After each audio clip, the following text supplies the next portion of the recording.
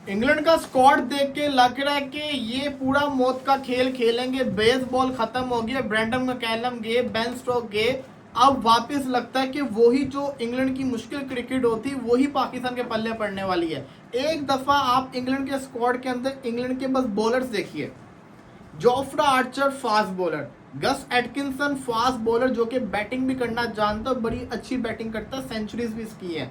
Shoaib Bashir spinner, Brendan Carse fast bowling allrounder, Sam Cook medium fast bowler, इसी के साथ साथ मैथ्यू फिशर इनका medium fast bowler, Ollie Robinson fast bowler, Josh Strong fast bowler. 1 2 3 4 5 6 7 fast bowler है इनके squad के अंदर।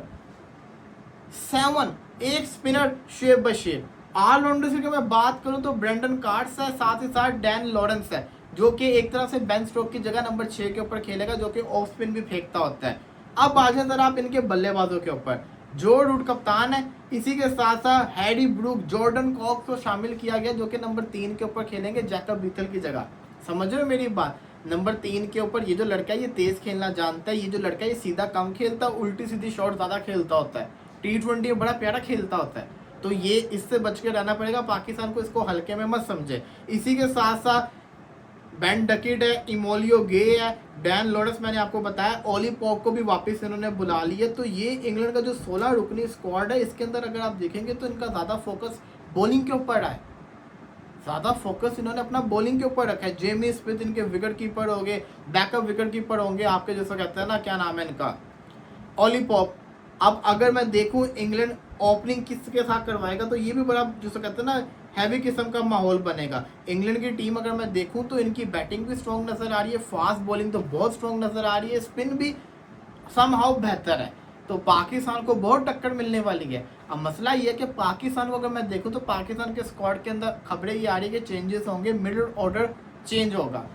रिजवान को शायद ये लोग निकालेंगे, आगा को फिर चांस देंगे जो कि बनता भी है, रिजवान का नहीं बनता, रिजवान की जगह किसी और को शामिल करते हुए ये लोग नजर आ रहे हैं। इसके अलावा पाकिस्तान के फास्ट बॉलर्स को भी देखना पड़ेगा।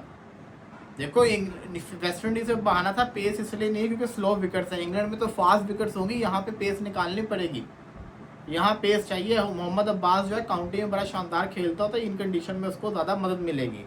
तो पाकिस्तान को भी ऐसी तगड़ा स्क्वाड बनाना पड़ेगा जिसको देख के खौफ आए। इंग्लैंड ने तो बना दिया है, इंग्लैंड तो पूरा का पूरा मुकाबला करता हुआ नजर आ रहा है। और अगर मैं देखूं अब इनका बेन डकिट तो एक ओपनर होगा, इसके अलावा जो इनका पहले ओपनिंग किया करता था उसको तो उन्होंने निकाल दिया ना, जैक क्रॉली जो था वो तो गायब हो गया हुआ है। इसके अलावा अगर मैं देखूं यहाँ से तो मेरे ख्याल से ये ओपनिंग करवाएंगे बेन डकिट के साथ, या तो ये इमोलियो गे ओपनिंग करेगा या तो ये ओली पॉप को करवा सकते, क्योंकि इन्होंने ये बता दिया जॉर्डन कॉक्स जो है ना वो तो नंबर 3 पे खेलेगा, नंबर 4 के ऊपर जोरू, नंबर 5 के ऊपर आपका हैरी ब्रूक, नंबर 6 पे जेमी स्मिथ या डैन लॉरेंस, नंबर 7 के ऊपर आपका जिसको कहते हैं ना जेमी स्मिथ आ जाएगा या डैन लॉरेंस, इनमें चॉइस होगी। उसके बाद इनके ऑलराउंडर्स ही चलेंगे, फिर फास्ट बॉलर चलेंगे। तो इनका एक ओपनिंग मैंने देखनी है कि वो ओपनर जिसको कहते हैं ना किसको यूटिलाइज करेंगे, ये देखना बहुत ज़्यादा ज़रूरी है। ओवरऑल देखा जाए तो इनका जो स्क्वाड है काफ़ी तगड़ा इन्होंने बनाया है, इसमें कोई शक नहीं है कि एक मुकाबला करते हुए नजर आ रहे हैं। ये पहले 2 टेस्ट मैचेस का स्क्वाड है, इसके बाद अगला अनाउंस होना है। अब आ जाए ज़रा बाबर आजम कल सीरीज लेवल की है, पूरे पाकिस्तान में खुशियों का माहौल है, बनता भी है, इतने अरसे के बाद आप टेस्ट मैच जीते। बाबर आजम ने 12 टेस्ट मैचेस के अंदर 9 तो जीतवाए हुए, 3 ही हारा हुआ है, ये भी आज़ाद है बाबर आजम के नाम, तो ये बड़ा शानदार आज़ाद है। बाकी अगर देखा जाए तो पाकिस्तान की जो टीम है इतनी भी कोई खास परफॉर्मेंस नहीं है, हमें आसमानों पे नहीं उड़ना चाहिए, हमें ज़मीन पे रहना चाहिए और कोशिश करनी चाहिए कि अगली जो इंग्लैंड सीरीज आ रही है उसको किसी तरीके से 2-1 से जीत लें। अगर 3-0 कर दो तो क्या ही बात, अब लोग कहेंगे भाई क्या बातें कर रहा है, 3-0 दिमाग की बत्ती बुल हो गई है। तो हो सकता है यार, उम्मीद पर दुनिया कायम है।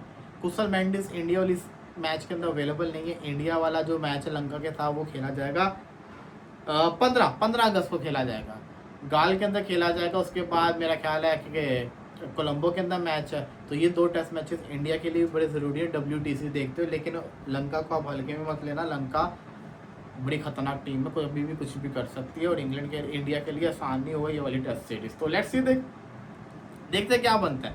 क्रिकेट के अंदर अभी फिलहाल ठंडा माहौल है, उम्मीद करते हैं कि ऐसे ठंडे माहौल जल्दी ख़त्म हो और मज़ेदार क्रिकेट शुरू हो।